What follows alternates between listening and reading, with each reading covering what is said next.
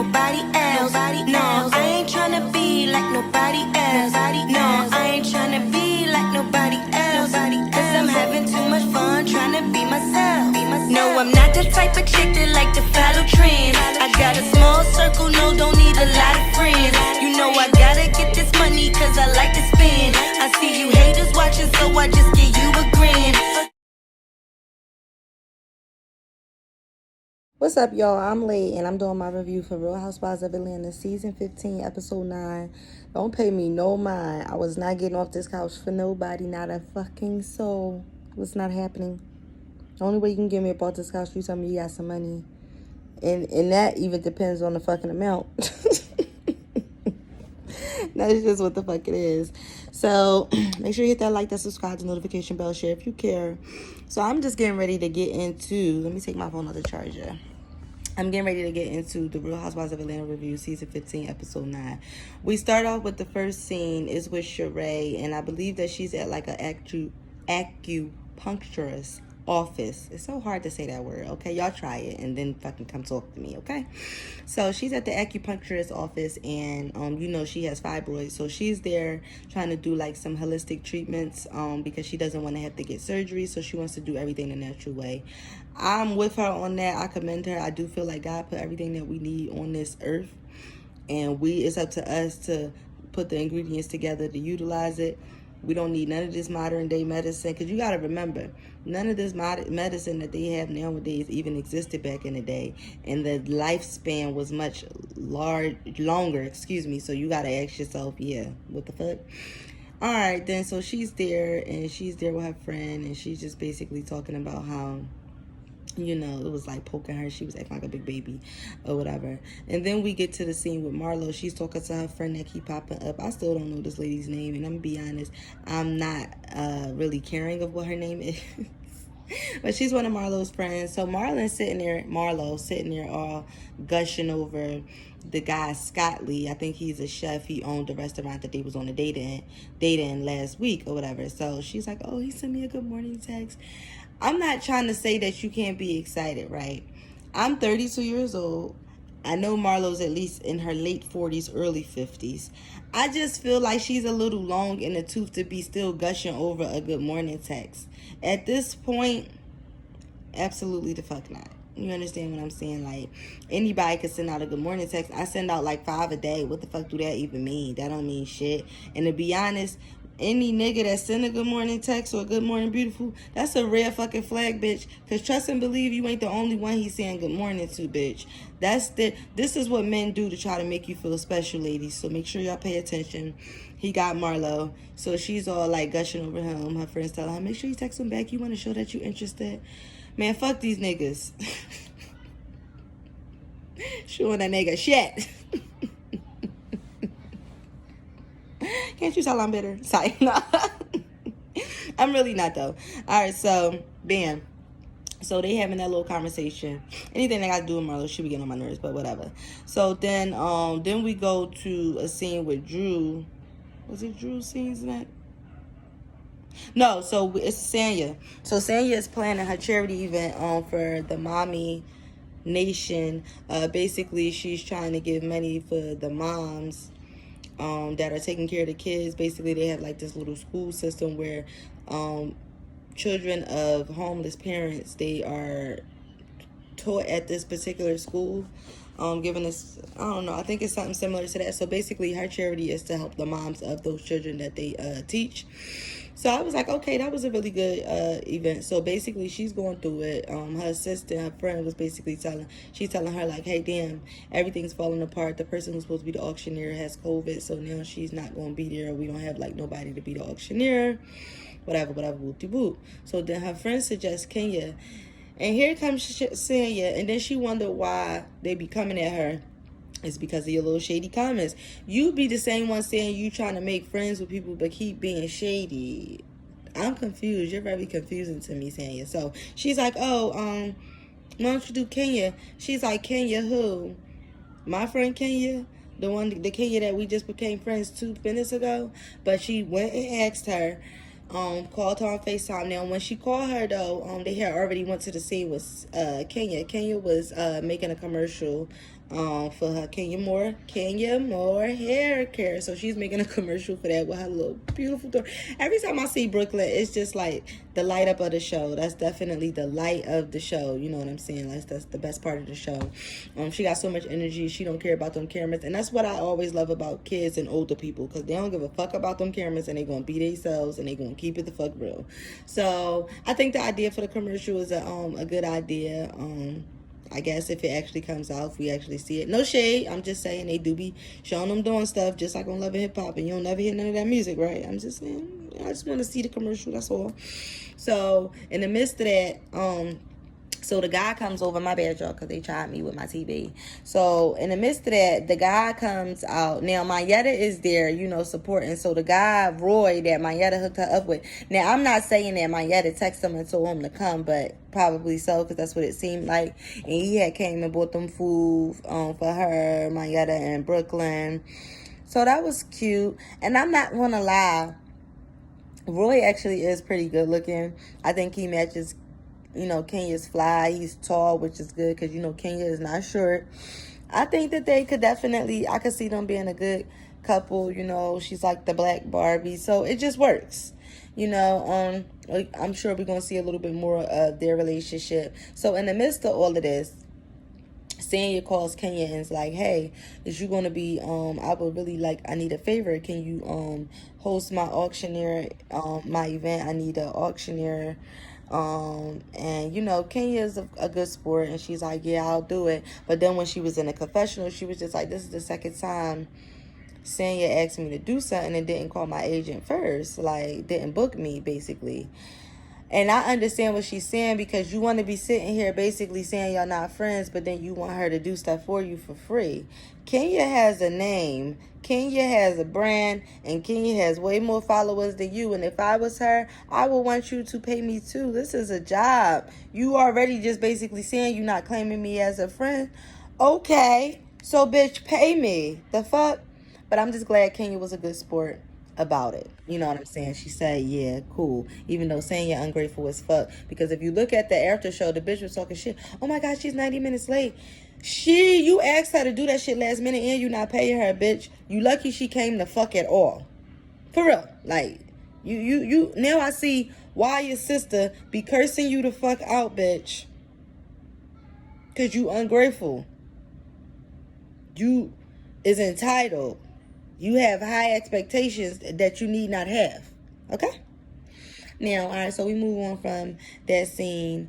I think they showed like a real quick clip of Candy. She was like pulling some clothes, and, you know, the dog was on the bed, and that was kind of like, that was it for her. And then, hold on.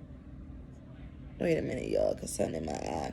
So yeah, so she having that scene, and then we get Sheree. This random ass scene with Sheree. Supposed to be all the OGs, but obviously Nene is missing because you know her situation with Bravo. But my whole problem is like, why is y'all trying to? If anything, y'all need new people. Y'all don't need nobody. If you're not gonna bring Nene back, don't bring nobody from these old seasons back. Don't nobody want to see Kim. No one. We tired of her and her wigs, all of her lies, her fake ass storylines, her, oh, I have all this money. Bitch, you're broke as shit. And before the year's out, you fuck around and be back in the alleged trailer park that you're from. So I'm just trying to understand of the fuck. So then we got Deshawn, and she did look nice. That short haircut on her is cute. She's very ladylike. That's one thing I've always liked about her. Her and Jessie Woo. Jessie Woo looked like she been pinched, plucked, pulled, prodded. That bitch looked like she got everything done to her face. Except moisturized. Like she just looked pulled tight. That bitch looks pulled. Okay? That bitch is pulled together. And what made me mad about Jessie Woo is that Jessie Woo was like real natural, real pretty. It's like now you could tell she's had work done. Is that the end goal for everybody to look like they have work done. I thought the whole goal of getting work done was so you could still look youthful without it being noticeable that you had work done. Because all of y'all starting to look like plastic blow-up dolls. And Sheree, if you think none of us have noticed that you've touched your face, but the bitch gonna deny, because when she was just on Watch What Happened Live, he asked her about that shit, and she's like, wait, what? She touching her own face. Bitch, you know what you had fucking done. Acting like you was retarded. Bitch, you know what you had done. She's like, oh, I didn't have nothing done. Soon as the first episode, and I saw Sheree, I said, oh, that bitch got some work done to her face. Am I the only one that notices stuff like that? Because it be a lot of people like the masses acting like they don't be saying when people get work done. I knew immediately when Jada Pinkett put them cheek implants in, because I'm a big fan of hers, and I liked her because her face was so plain but pretty. Soon as she put those there, she looked different. Now she looked like a cat. That bald head is just not for me. I'm sorry she has alopecia, but no, wear a wig or something. I'm just, it's no. I don't like the bald head. I'm not really feeling the bald head. Yeah, I done got all off on a tangent, but back to the show. Yeah, Sheree, we know you got work done. So what you gonna do is stop playing. All right, and then who else? Yeah, so Jussie Woo. So they talking about their divorces or whatever. I think this was kind of like a test. I think they was testing to see what they could bring. I don't think it was just a dinner that Sheree was having. They had like the empty seat, I guess, like in memory of Nene, but like Nene not there. Y'all didn't even need that extra seat. What was the purpose of the extra seat? For what? We all know she's fucking not there. And we definitely all know who was on the actual original cast. Now, from what Candy said on her speak on it, she was invited to go, but I think she said she couldn't go because she had some other stuff. Because you know Candy is fucking booked, bitch. Booked and fucking busy. In case y'all wanted to know, in case y'all was wondering, she's booked and busy. So she couldn't make it to the dinner. And I'm gonna be honest, the scene was very dry, just like the people that were in it. None of these people give me anything. I wouldn't mind Jussie Woo coming back, but she seems very thirsty. Tell me if I'm wrong, because like I remember when she was cursing out Sanya last season, it was just like, oh, chill, Jussie Woo. Calm down. Alright? Now, you probably would have laid Sanya ass out and was Sanya on this season. I wish you would have, but I digress. So after that scene, I think we had a scene with Drew, Drew, her mom, and her sister Allison. Basically, Allison gave us a little look into her life about, the mental health issues that she's been having. Basically, she had like a mental breakdown, that she had to check herself into one of those homes to like get better. Basically, it got sparked through COVID. A lot of people was dealing with depression, having to stay in the house, having to be secluded. That affected a lot of people in a very, very negative way. She was one of those people that it affected. I really did like that she shared that. And to be honest, I tell y'all all the time, every time people start to incorporate their family a little bit more or their kids, I feel like their storyline or even just them, the person, be a little bit more exciting. Because Drew is dry. Let's be clear. And a lot of her scenes look staged. You know what I mean? But her and Allison, it was like a real moment. I almost came to tears because I know what she's going through. I don't know specifically what she's going through, but I mean, I know how it feels to feel like you on the brink of going through a mental breakdown. Nobody understands you, feeling like you all alone, feeling like you don't have nobody. Like, that starts to take a toll after a while, no matter who you is, no matter, how secure you are with yourself, how great of a relationship you have with God. Like, none of that matter. You know what I'm saying? Sometimes you need a person. That's it. Sometimes that's all you need. Alright, so that scene was cool. I hope we get to see a little bit more of her sister Allison, but from what it seems like, Allison is moving in with her, so I guess we is going to see a little bit more. I'm glad to see that they worked it out. I'm just glad to see them working things out. I think it's very strange that her and her sister, now that they've gotten their relationship back together, that Drew is divorcing, especially since we got the tea that she was banned from the house because of something she said in reference to Ross being exactly what we see him to be, a gaslighter, a manipulator, and a liar. So I wonder if that had anything to do with her getting the divorce, or we just don't know, because a lot of times you have to question everything they do in these reality shows, because they do a lot of stuff for a storyline. So she could be setting up her storyline for next season. Who fucking knows? What I will say is, it seems like reality TV for marriages is a curse. I can name countless people that wasn't on the brink of divorce until they got on a reality show. We've all seen it happen. Even Nene divorced Greg. Now, granted, they got married again, but even they got divorced. You know what I'm saying? That was like, what, a 20-year marriage. You know, and I don't know. It's got to be something to that whole reality thing. It's almost like they force you to ruin your relationships. I don't know. That's what it seemed like, but... So, after they had that scene with, what is this girl's name? Drew. I feel like, is there another scene? I feel like that was the last scene. That's what I feel like. Not really sure, but that's what I feel like. That was the last scene. All in all, I feel like I'm missing something.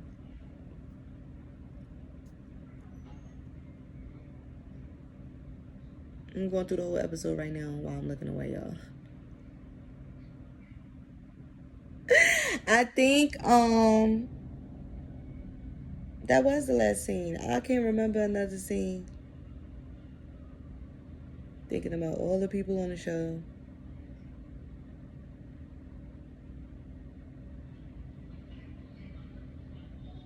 Oh, they did give us a little clip of Ty and Candy's movie.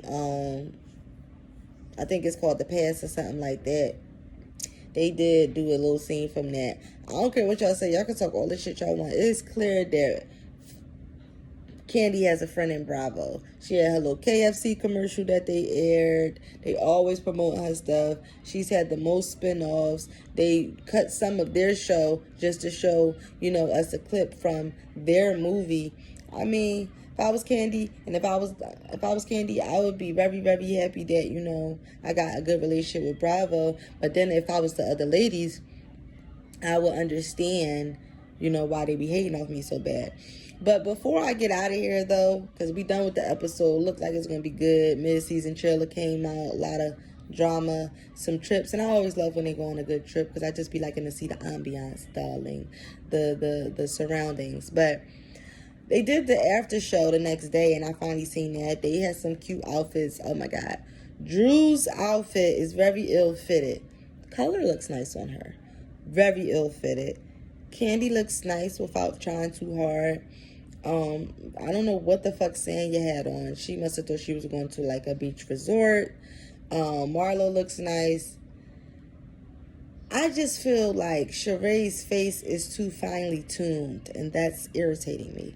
Kenya looked like a black Barbie as usual. She looked gorgeous. She gets it right almost every fucking time. I have to give the bitch her props. She always looks good for the most part. Let's be very clear. For the most part, Kenya was sitting by herself. They got Drew and Candy sitting together, the two Tauruses. And then you have Sanya, Sheree, and Marlo. Aquarius, Cat, Pisces. Now, a very weird group. But not really as far as the Aquarius and Capricorn, because I know an Aquarius and Capricorn that's really close. However, Sanya, let me grind you up real quick. While you sitting there talking all this shit, because I already said it, but I'm saying it again, bitch. While you sitting here was talking all this shit about Kenya on the couch, like, you seem like you hating off of Kenya, like you jealous. You gonna say she had on a red wrap. You talking about what she had on. But one thing I do like, you at least said, hey, she did donate twice. She donated from herself and she donated from her business or whatever, which I think was cool.